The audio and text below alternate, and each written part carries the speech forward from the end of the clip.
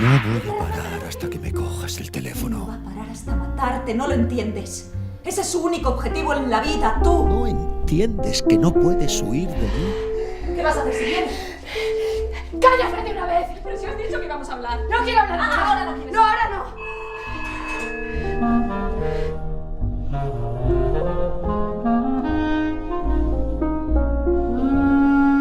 Yo antes decía cosas interesantes.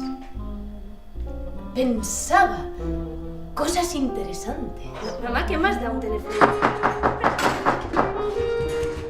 Vámonos de aquí, vámonos de aquí, yo te tomo muy en serio, pero no, yo no quiero morir, joder, no quiero morir, no podemos estar con esto eternamente, joder.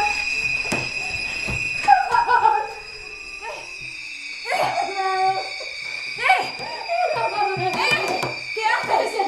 ¿Qué haces? ¿Qué estás diciendo?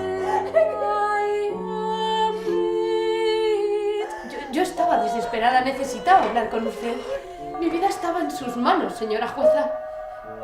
Y parece que cada vez que denunciaba la aburría. Tú eres yo, no te das cuenta. Mírame a mí. ¡Basta! ¡Basta ese puto teléfono que no para de sonar! ¡Basta de mails! ¡Basta de palizas! ¡Basta de chantajes emocionales, de sufrir para nada! ¿De qué estás hablando? De que es mejor que nos vayamos ya. Debemos irnos a la nada. Los ruidos de la calle, ¿cómo es posible que lleguen a convertirse en familiares? Los ruidos de las ruedas de los coches chirriantes como abejas. No más marcas en la cara, en las piernas, en el corazón. Vamos a descansar de una vez.